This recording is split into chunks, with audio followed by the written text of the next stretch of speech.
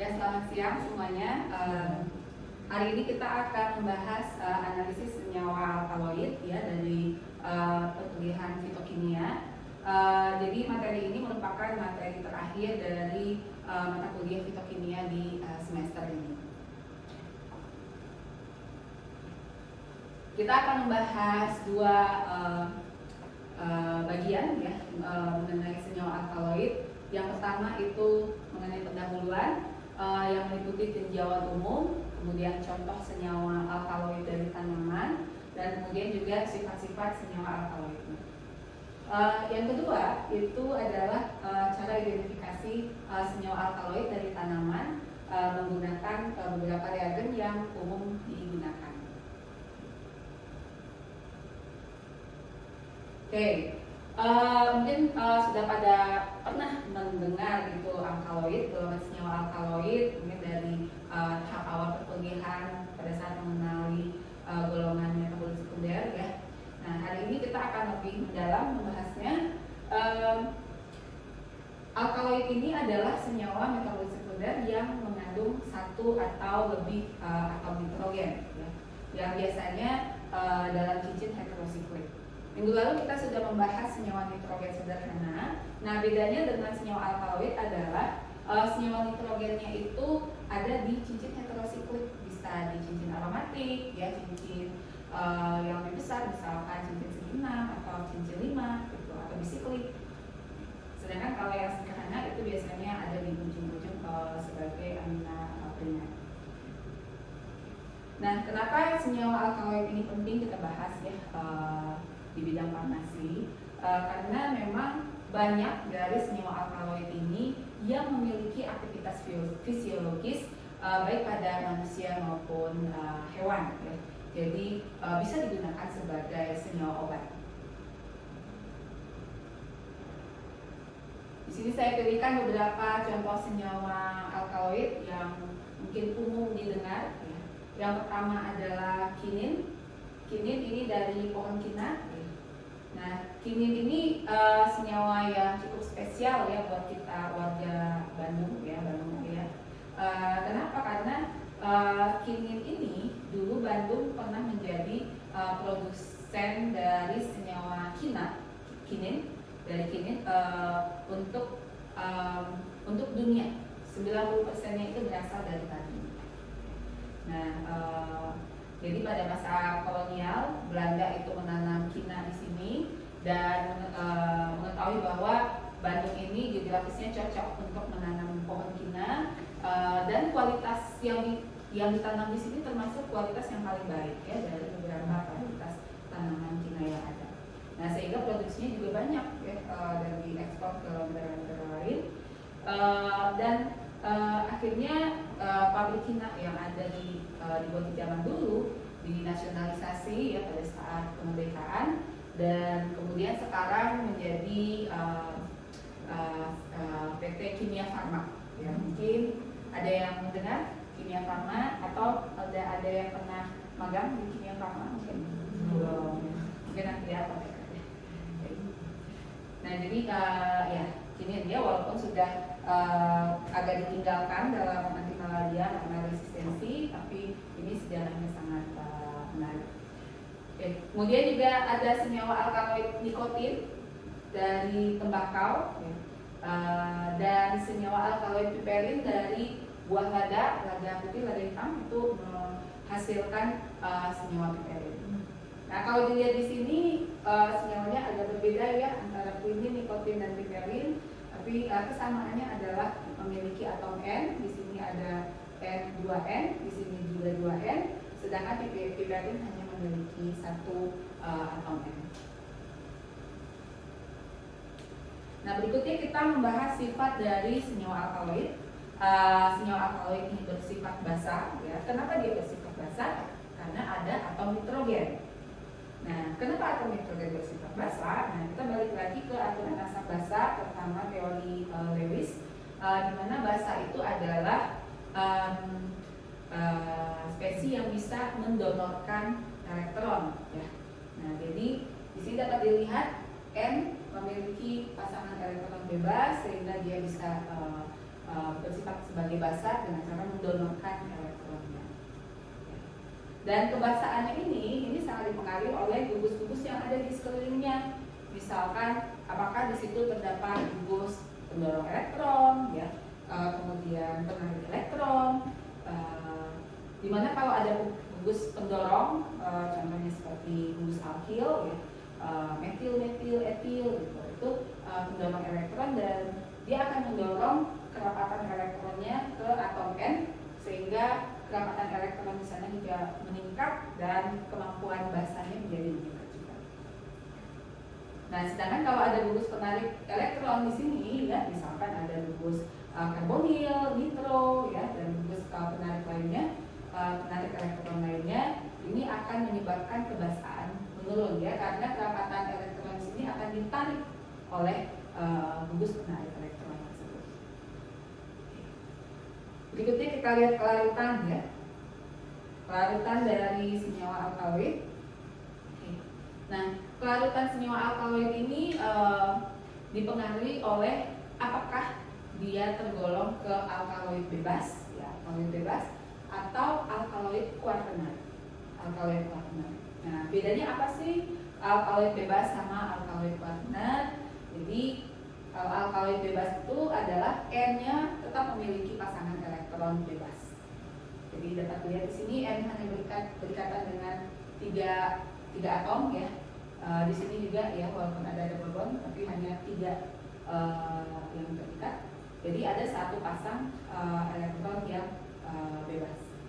Nah, sedangkan kalau alkaloid kuaternar, N itu berikatan dengan 4 atom, sehingga N-nya menjadi bermuatan positif. Nah, jadi dapat dilihat di sini muatannya berbeda antara alkaloid bebas dengan alkaloid kuaternar. Oke, kalau alkaloid bebas berarti muatannya apa? Apakah bermuatan positif, negatif, atau nol? Nol, ya, nol atau disebut juga netral. Nah, sedangkan kalau alkaloid kuaternar muatannya positif, ya, positif. Oke, jadi kalau bermuatan positif, dia pasti harus ada anionnya, ya. Biasanya di sini alkaloid kuaternar itu dalam bentuk garam. Jadi kalau garam, ya larutnya di air. Sedangkan kalau alkaloid bebas itu akan lebih larut di pelarut organik, misalkan kloroform, ya, etoasetat.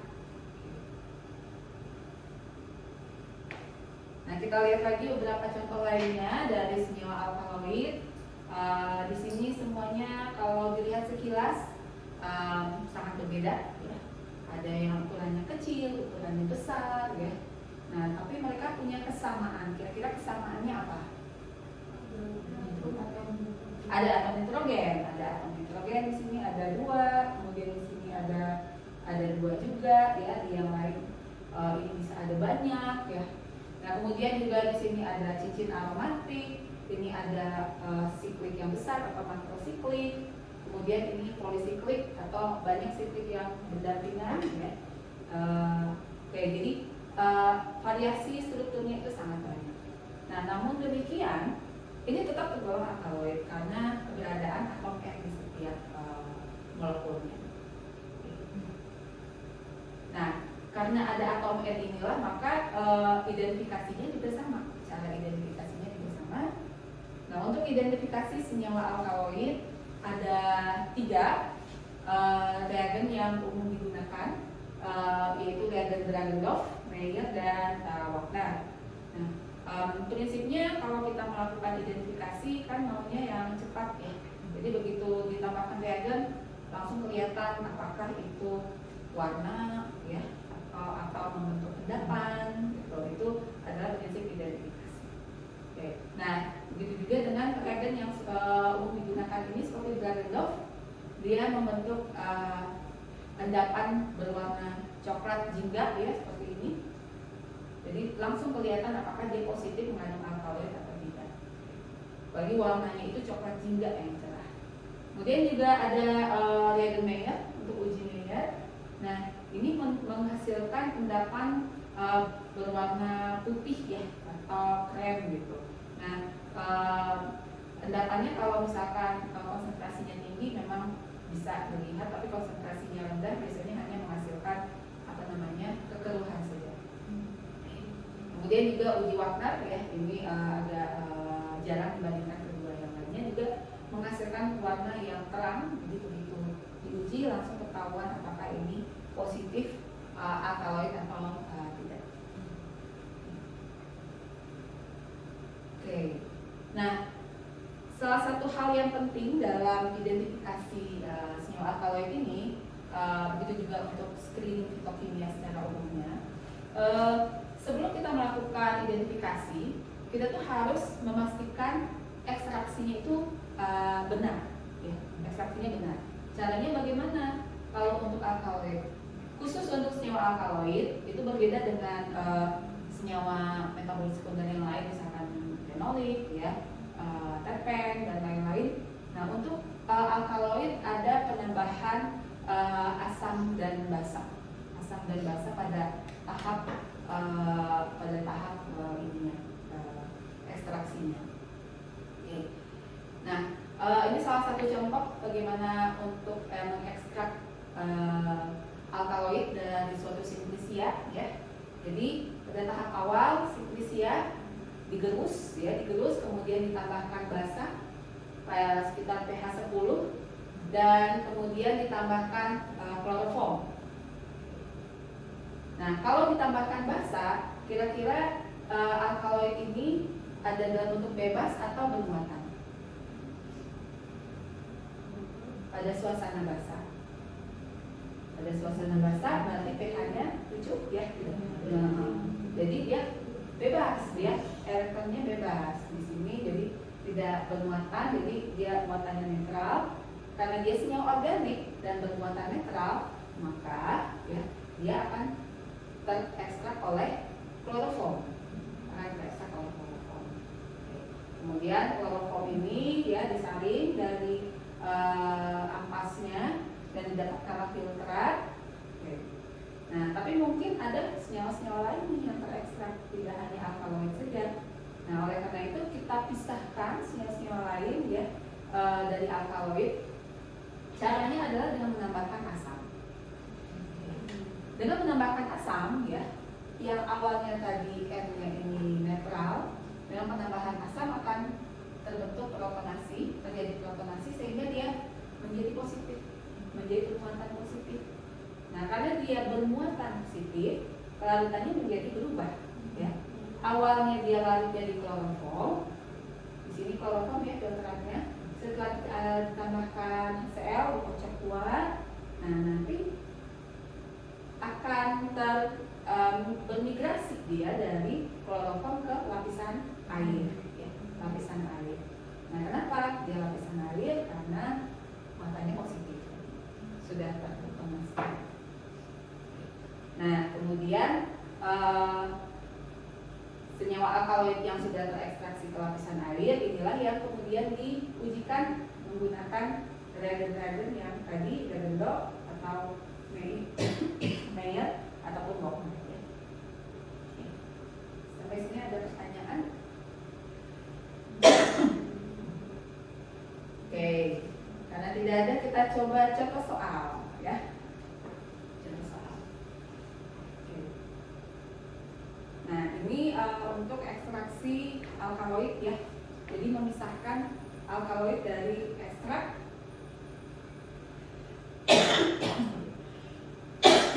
Oke. Nah, jadi ekstrak awalnya ditambahkan asam atau basa, kemudian kloroform untuk mengekstrak alkaloid. Jadi nanti akan membentuk lapisan kloroform dan air. Jadi di sini kira-kira asam atau basa? Asam. Kenapa asam?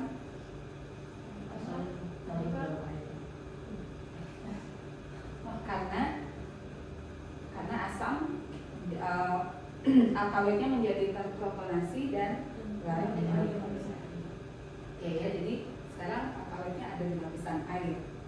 Nah, kemudian ditambahkan lagi asam atau basa dan kloroform sehingga terbentuk dua lapisan. Kira-kira di sini basah?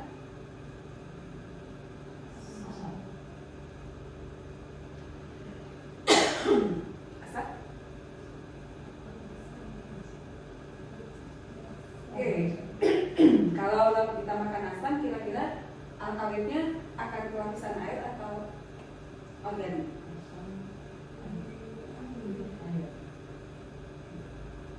Kalau sudah ada lapisan air, kenapa harus dipindahin lagi ke air? Oke, coba kita tambahkan basah ya. Basah, kemudian ditambahkan kloroform. Dia ada di